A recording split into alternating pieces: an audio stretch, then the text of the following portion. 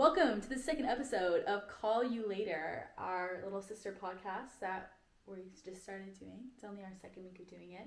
We were going to release these on Sunday, but then I was busy. And we did not get a chance to film before Sunday, so that is entirely my bad. So, now we're in person, too. Now we're in person, too. This is our first in-person episode. That socked me in the face. Oh, sorry. Your hair smells really good. Oh, thanks. Yeah. It's our first in-person episode. Hey, there won't be any lag now, because last time I kept being like, wait, what did you say? But we're doing this at our family home, in our living room, and yeah. We don't have, these are our presents, but they're not under the tree yet, because we haven't decorated the tree, and so then we want to wait to put on all the ornaments, and then put the Christmas gifts under. But wait, why are there two ornaments up there? Those are the new ones Mom got. You got them? So, Emmeline actually came down to visit me over Thanksgiving break. I think we talked about this a little bit. But we went to the Little Italy Farmers Market, which if you live in San Diego, you gotta go because it's the greatest farmers market of all time. Mm-hmm. And she bought, here, I'll get it. It's a really cute farmers market. It's the food is really, really good. There's so many vegan options, but it's vegan food that doesn't taste vegan. She got this vintage ornament. I'll show you. She got that at the market? Yeah, she got this at the market. I totally missed that. Let me see. No, it was crazy. It's this beautiful handmade ornament. Whoa. But anyways, I feel as a college student, going to a farmer's market is a luxury because I'm really dealing with struggle meals right now. So it's a lot of frozen peas. My food plan is basically how you try to trick a 5-year-old into eating vegetables. A lot of peas mixed in with stuff. Ew. But that way I'm getting my greens. I don't even know the last time I ate peas. You should. They're kind of good, actually. Yeah. I usually don't like squash or zucchini. And I was talking to my roommates, and they said they don't like peas, and then it kind of gave me the ick for peas. But I should just eat them. I love squash. You have to roast the delicate squash. I like squash. The squash that Dad made the other day, I liked it. That's because Dad made it, because he's really good at cooking. I think we've gotten really off topic. Yeah, it's okay. I say we start from the beginning. No, it's okay. We can just keep going. This is good. Okay. Banter. Banter. Okay. Our first thing we're going to talk about is our toxic trait of the week. Oh, yeah. This is going to be a reoccurring theme for us, a toxic trait of the week, because it's always switching. My toxic trait of the week... What was it?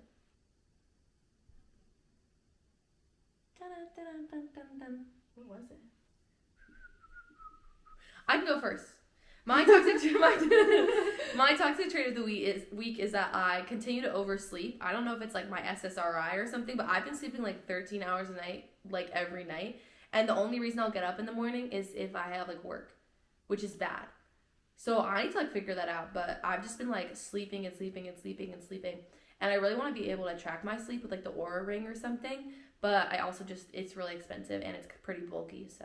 Yeah, my roommate has it. It's definitely not a regular ring. It's kind of Anyways, well, my roommate has it, and she.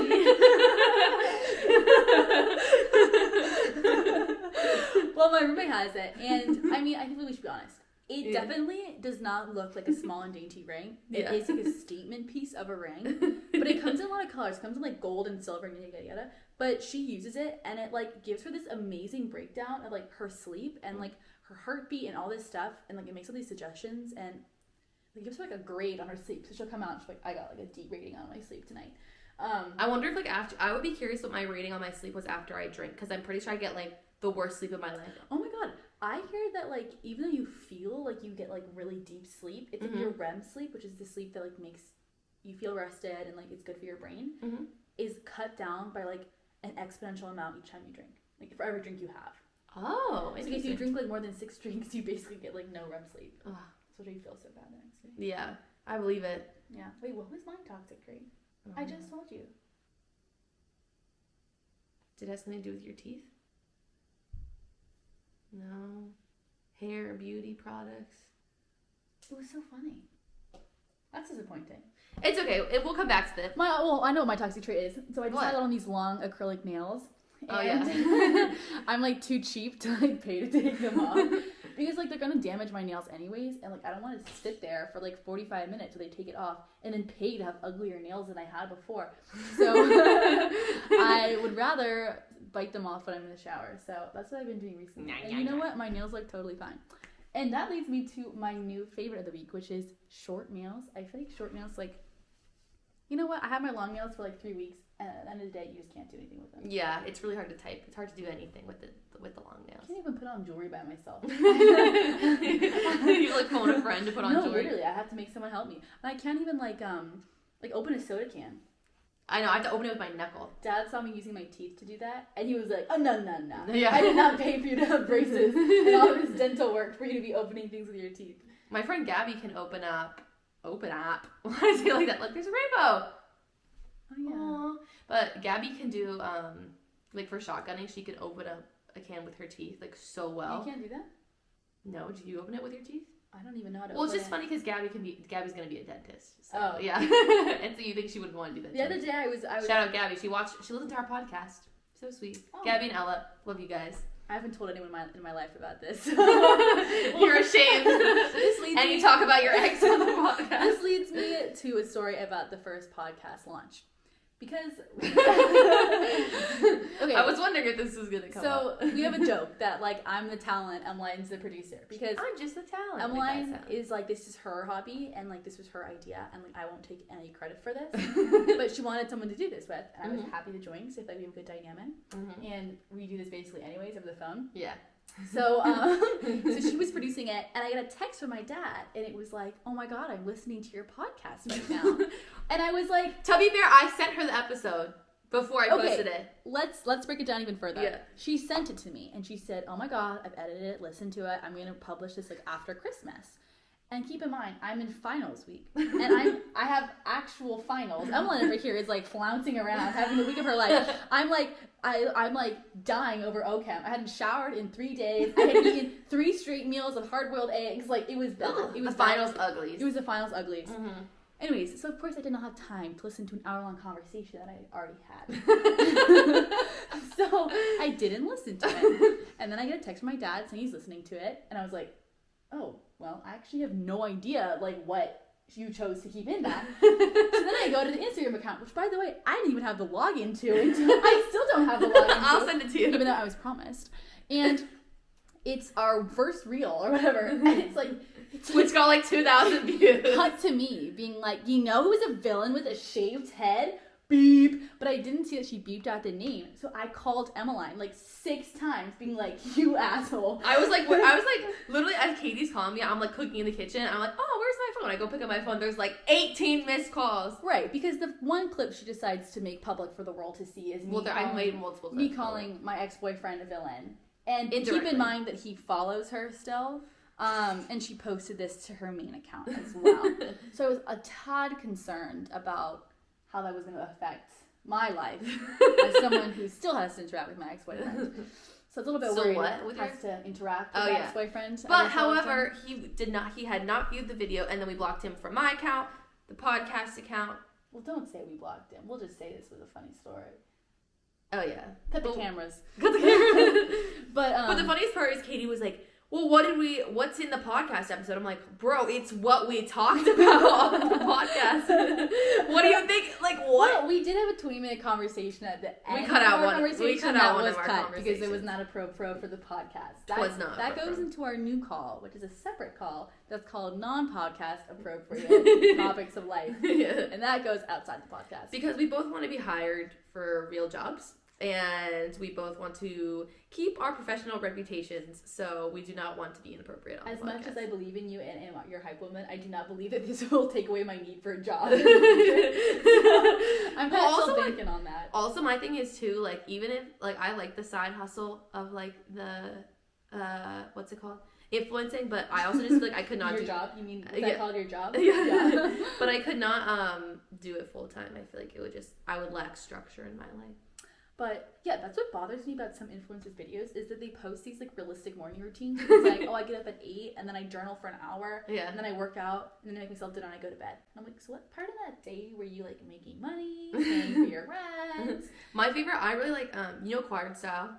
I do know. Well, her sister works for Goldman Sachs. Yeah, and she's an influencer. No, that's the goal. I've been saying for like years that I'm so excited to be like a big grown-up girl boss and like wear heels to work. Yeah. And like I love her sister's outfits. Same. Her sister's name's Bridget, but I'm not totally sure. Twins, right? Yeah, I don't know. Wouldn't it be nice if we could like live together and have a shared wardrobe? Yes. That would be really nice. But yeah, I really I stalked her sister, I think her sister's name's Bridget, on LinkedIn, and she worked for Goldman Sachs and now she works for Morgan Stanley or like vice versa. And I was like, that's so cool. Like you're able to be like totally like social in New York, like you like have a lot of followers on Instagram, social media, whatever, and you have a real girl boss job. Yeah, goals. That's the goal. Absolute goals. So yeah, let's be friends when I move to New York, Bridget. Okay, wait. But she probably doesn't have any free time to socialize because she's working at Goldman. I shared my favorite, so now you have to share your favorite of the week. My favorite of the week? Anything from Aloe Yoga. Oh, that's a good transition. This hoodie is from Aloe. And yeah, so basically there's like a dog hair on my chin. Yeah, hold on. You got one dog hair and one human hair. Ugh, gross. So basically, I've been working retail over Christmas breaks the past 3 years. So after sophomore year, I worked at Nordstrom's for like a month. After junior year, that was last year, I worked at Athleta part-time and Aritzia part-time. But you tell us so I get a hoodie. And it was awful. Like Aritzia and Athleta. Okay, Nordstrom's was good. I really liked Nordstrom's. It was a good vibe overall. Athleta my boss was really just not a nice person. Like she was not considerate at all. And Aritzia, the workplace culture there is awful. Like I'm sure like you could just tell that based on like as like a customer go in, like it's just very competitive because it's commission based. So anyway, I had heard that Aloe Yoga, it's like literally ew, that's your toxic trait of the week, blowing burps in my face. Hey, you've been doing this. Okay, so basically no way to cut that out. No cuts in this podcast. So I basically heard that like Aloe Yoga, basically I don't know who it was through, but I saw an old person, or a person I used to work at Nordstrom with, I saw her working at Aloe, and I was like, oh, she must be seasonal then, because we had worked both seasonally at Nordstrom together. And basically, what happens when you start working at Aloe Yoga? Because we both started working there this week as seasonal employees. Yeah, okay, hold on. My one note is, remember when these jackets, like Sherpa jackets, used to be in style, but I'm just too stingy to throw it away? Like, let's bring this back. It's so cute. Anyways, so when you start working there, literally, so my first day was before yours. So I started working a day before yours. Mm-hmm. You did. And I got in at 8 a.m. You get into the store and it's empty except for like the other girls who are starting that day. Mm-hmm. And they literally tell you to shop for the first hour. They say pick up whatever you like, try it on, and pick your 2 favorite tops, your 2 favorite bottoms, and 3 like pieces of outerwear. Mm-hmm. And while this sounds like a dream, I personally found it very stressful because it was like you have 15 minutes like speed. They gave me an hour and a half to shop. Okay, I don't know why I didn't get that, but I literally picked up the weirdest stuff, and I actually had to switch out a couple pieces after the fact. Yeah, because like I panicked. Yeah, let me make some switches, but it's the best because they're really high quality pieces, and it's personally like what I wear in my regular life anyways. So it's like to be able to like work in a really good work environment and then also get clothes you actually like. Mm-hmm. Is so nice. The one downside for me is that I live in San Diego, obviously, so I don't want really warm pieces. Yeah. But the store itself is so cold. And I'd rather not like buy warm pieces just for that 3 weeks I'm working there. Mm-hmm. So I'm gonna have to suffer while I'm in the store. Yeah. And they always put me at greeter, which is like by the front door. So I'm always like shivering in the front. Like, well, they have like those foldable doors at the front, so they open all the way up. And it's been really, really cold in Palo Alto where we work, and so it's freezing in the store. It is freezing cold. But basically, you get around $1,000 worth of clothes for free, maybe like $800. You get a free bag, you get a free hat, you get free socks in addition to all of those things. And apparently, if you work there as a permanent employee, you get to do that quarterly. So quarterly, you get to pick out a new wardrobe. And it's part of the reason, gig of all time. It's so great. And part of the reason is because you have to wear Aloe head to toe, like that's part of your uniform. But also, I have loved working there. Like, I've only worked there for 3 days. The people are so nice. The management is so nice. The vibes are chill. They have a diffuser going in the front of the store. Like, yeah, it smells really good. It's literally calming. Like, I love it. So we have had some weird customer experiences at Aloe. Sorry. Put your snacks away. Do you want to talk about your weird customers? Oh, yeah. Sorry. Make sure to speak up so that we can hear you. I needed a snack break. Okay. Hold on. Let me just chew really quickly. Okay, I'm ready. So basically, on my first day, it was like one of my first customers. I had like figured out what my line was going to be, right? Because I was a greeter. So like I approach people when they come into the store. She comes in, I'm like, hi, welcome in. Are you shopping for anything special today? So people are shopping for a Christmas gift. I want to help them like right off the bat. She goes, I have a weird request. I was like, well, just tell me anyways. She's like, my friend just got a boob job, and I need a shirt that shows off her boobs. And I was like, I strangely have an idea for you. And she bought it, so it's perfect. Which top was it? Who's that top I have? Oh, nice. Yeah. Wait, which one? Is that black one with like the kind of low cut thing? I don't think I know that one. It's cute. Yeah, you'll see it. You'll know which one it is.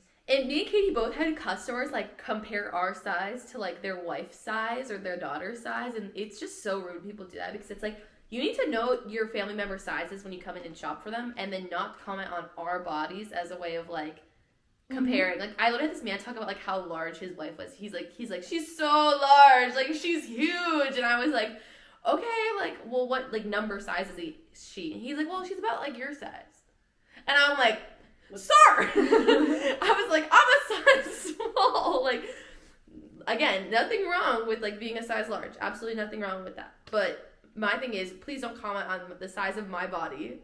Yeah, I had someone who was this was really confusing. She was like, what size are you? You're a skinny little thing. You're like my daughter. And then I was like, extra small. She was like, you, an extra small. I was like, wait, what? I wish I could understand what she was thinking. I was like, do you think I'm fat? Do you think I'm skinny? Are you confused? Like, I genuinely have... Same. And I'm like, sometimes I'm wondering, like, I'm like, what? I don't know.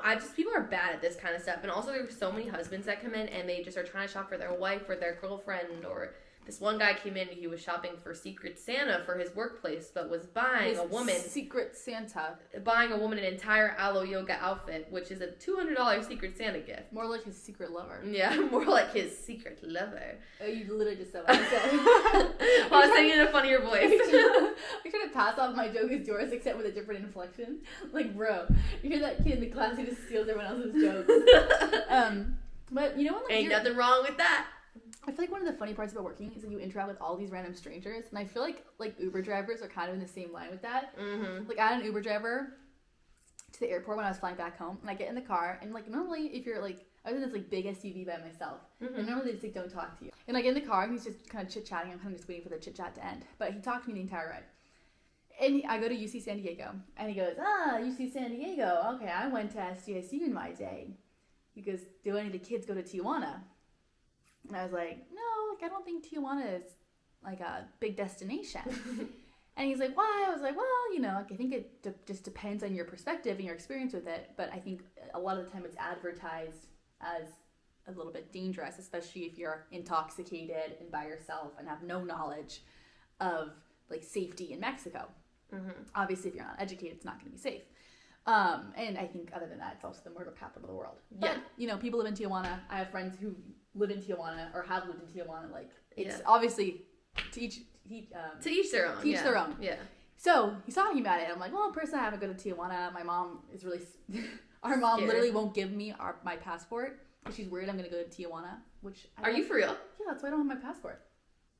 What? And keep in mind, actually, I'm not going to tell this story. No, you can tell. This is definitely an okay story to tell.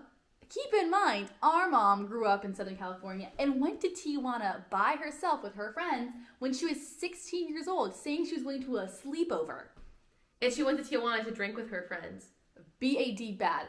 They walked over the border. Yeah, check with her before you put this story in. But anyways, she's telling me not to go to Tijuana. And I'm like, I'll be okay. I'm not going to go to Tijuana. And he's talking to my Uber driver about it. He's like, no, like, don't be worried. Like, I always used to go to Tijuana. He's like, here's the key to having a good time in Tijuana. It's like a rattlesnake, right? If you saw a rattlesnake, what would you do? And I thought it was a rhetorical question. So obviously I didn't respond. Mm-hmm. But the pause was long enough that it was clear he was asking for a response. And I was like, run away. He's like, no, you don't run away. You just walk away silently. If you scream, if you run, it's going to be bad. It's like Tijuana. You're going to see crime. Mm-hmm. Don't scream. Don't run. Just walk away. Turn around. It's like, it's going to be a rattlesnake. It's going to be okay. Just don't scream, don't run. I'm like, well, that really has influenced me not to go to Tijuana. Because I had the wrong response. And the funniest part is you said that he was like, what would you do if there was a rattlesnake? And Katie thought it was like a rhetorical question. I literally just said this. Oh, I thought you said, I didn't hear that part. Bro. I thought you said like, because remember he like paused and you were like. I literally just said this. I zoned out. Listening to my story, I'm like, wow. I zoned. Wow. I zoned. I was apparently like, I'm not the talent. Apparently I'm boring. But anyways, that was a good Uber story. Yeah. The only other thing that we've been doing is we did our Christmas tradition, which is going to the Nutcracker. Oh my god, it was so much fun. And we counted, and you've been to 15 Nutcrackers, right? 16. A little piece of cheesy. I just spit. A little piece of cheesy little thing came out of your mouth. So, we went to the Nutcracker. It was my 17th Nutcracker. We go every year as a family. Katie and I legitimately know the choreography. Oh, we could do it. Yeah. That was a big part of our, like, enjoyment of the performance. Yeah. So, for example, they bring out this genie in a lantern. Yeah. And the two guys were carrying the lantern. Mm-hmm. They rub it, right, to get the genie to come out. And And they go, whoa, whoa, or they line up like this. Here, I think we can do it. Okay. Line up. So they line up and they put their hands over their head and they go,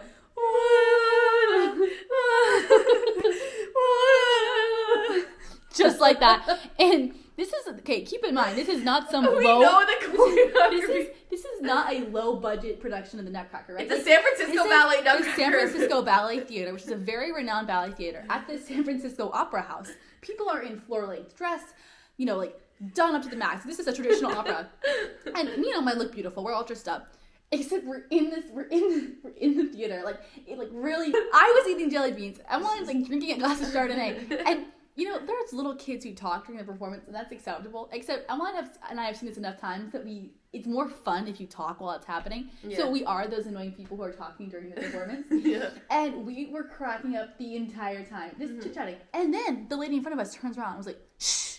And I was like, ma'am, you don't know how this goes. It's our 17th time. We know. To be fair, her 6-year-old was acting better behaved than us. He fell asleep because, you know, if she had been talking to him, he would have stayed awake. Yeah. But we were like, the year before too, there's always something funny that happens to the Nutcracker. The year before, me and Emmeline are sitting in the aisle down by the orchestra, and we see this little, like, mid-performance, this little kid bolting up the aisle, like with, like, you know, the little kid's speed where they can run like inhumanly fast. 10 seconds later, her dad comes sprinting up the aisle behind her, holding all their stuff, and for some reason that just set us off, and we were dying of laughter and crying, literally crying. The worst part about it is it's silent. Yeah. Everywhere else. So yeah. During the applause, we'd be like peeing our pants laughing because it was just so funny for like no reason. And we literally just get going during this Nutcracker show. You can tell my worst Nutcracker story if you like. Really? Yeah, I'm okay with him. Well, we've been to a lot of Nutcrackers, and my first Nutcracker, I went with my parents just by myself. No, you went with our family friend too. Another little girl. Yeah. Little girl. And we went to McDonald's before, and then we went to Nutcracker, whatever. Now we go to a slightly nicer establishment. But there was one year that my grandma was visiting from Southern California, and my mom, because she's a girl boss, she was working late that day, so she had to skip the Nutcracker. So my grandma decided to come instead, or she already had a ticket, I don't know. But my mom wasn't there. This is the first error that occurs. Yeah. We need the mom. You need your mom. So basically, I don't know what happened. Like, you didn't go to the bathroom or something? It was the end of the performance. We were walking back to the car. No, it was during dinner, I thought. No, I think it was after. It was at the CPK. At some point in the night. It was at California Pizza Kitchen. At some point in the night. Yeah. Regardless. I communicated to my father that I had to use the restroom in a pressing manner. And I was known for this as a child, that I would communicate about 2 minutes before I was going to pee that I had to pee. So it was kind of a time crunch. And our dad was one of our main caregivers as a kid. Like, he was a stay-at-home dad. Yeah. So we'll talk about that in a future episode if you would like. Let us know. DM us. Mm-hmm. He should have been in tune with that. Yeah. But he did not comply to my request. Well, he put Katie on his shoulders. Which is the least rational thing to do. If you have a kid communicating to you that they have to pee in an urgent manner and you need to get them there fast, carry them. Don't put them near your head. Anyway, Katie peed on our dad. On his shoulders. On his nice coat. And then, my dad was cleaning himself up, which left my grandma to clean me up. And so she just took off my tights and underwear and just threw them away. And Emmeline, as a child, was greatly disturbed by that. I was like, you threw away her underpants? Like, that's crazy. Yeah, I have zero recollection of this, by the way, but I remember it. It's pretty scarring for everyone else involved. But you were like 3 and I was like I hold 5. no responsibility. If I told you I had to pee, that's like putting a ticking time bomb near your head. Like, that was just a bad idea on everyone else's Well, there was one time that I told Dad I was feeling sick, and he threw me over his shoulder, and the minute that he threw me over his shoulder, I threw up. Barked down his back, more accurately. Yeah. So I feel like he should know better by now. He should, yeah. He hasn't made the mistake a third time, so clearly he learned. Once you find one kid puke on you, one kid pee on you, you're like, more, you're not going near my shoulders anymore. I puked on Dad at least 3 times in my life. There was a time that he was taking me to the doctor's office, and I puked on myself, and I was a very little kid, and I puked on my overalls, which is kind of it's like a kid bodysuit, you know, it's a one piece kind of thing. And so he's like, well, you know, you don't have any clothes to wear instead, so they sent me home in one of the gowns. With the back open? With the back open. And I remember I was walking around the doctor's office with my butt out, and I came home, Mom's like, what happened? Where are her clothes? Why is her booty hanging out? Yeah, our dad was very involved. Yeah. Slay King. He used to have this minivan, and he would drive around, and after the fact, when he got rid of it, everyone in the neighborhood told him it was his mom car. Which is sexist. But he would drive the minivan, and we used to put clipboards in the back, too, to do our homework. So we could do our homework in the car on the way to soccer practice or the way back or whatever. And apparently one day we came in, and Mom's like, what are those clipboards? And we're like, what do you mean clipboards? Those are our mobile desks. She was like, I don't know what's going on in this minivan, but whatever. Like, Dad would, like, pick us up from school, and then we'd go to fencing, but we'd be, like, 20 minutes early. So he'd be like, get your mobile desks on the back to work on your homework. And we'd all be like, doo-doo-doo-doo. But they weren't clipboards, they were mobile desks. I forgot we did defensing. I remember we were, like, the only... Defensing? You said, like, defensing. We were the only kids, like, one of the only kids in fencing with, like, no experience. And, like, some of the only girls. Those kids were savage. They were crazy. It was, like, the first 20 minutes of fencing in the last hour was just, like, playtime. Like, a.k.a. whacking each other with swords. Yeah, but I don't think we did that for very long because it was very traumatizing. It was very traumatizing. It was hot in those suits. If you fence, respect to you, because those were used suits. And those were some sneaky little boys in our suits before us. Yeah. And there's no ventilation. No ventilation, bro. We should have stuck with it. We could have been great. I could have gone to college for fencing. Same. You know, one of the best sports to do for college or Kermit is like ping pong, apparently. Yeah. Are you sure? Yep. There's like ping pong tables at our school's gym. Us too. Always kids playing ping pong, and they're so good. And I wish I could play, but I'm too scared. Mm-hmm. I'm too scared to go there with my friends for fear of being rejected. Same. I'm also very bad at ping pong. I'm really good at ping pong. I beat Emmeline every time in ping pong. It's like I beat her. That and wrestling. And chess. We played chess a lot, actually. It took us a long time to recover our relationship for chess. We're very competitive. Even that, like, Old Maid, you know that card game, like, Old Maid? Like, we'd get so salty over, like, Old Maid. I'd be like, I'm not talking to you anymore. I would be a little bit worried about us playing Monopoly even now. Same. But I avoid Monopoly at all costs. We started playing chess again, and it actually was really fun. And that demonstrates the trajectory of our relationship, that we can now play basic child games together and not freak out. We can stay calm. Yeah. Okay, outro. Hit it. That was our second episode of Call You Later, not Call You Back Later, which I've just been informed is not the name of our podcast, despite me thinking it was.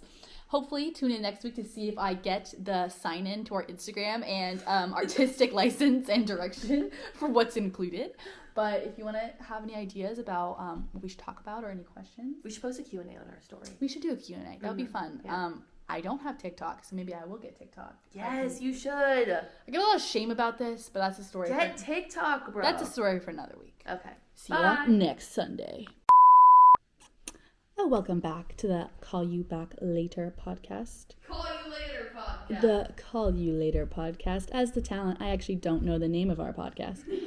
Go follow our account. Go follow Emmeline. I will not be posting about it because I'm keeping the secret from the people in my life. You have the luxury of not having ex-boyfriends running around. Yeah, that's facts. I mean, it's still recording.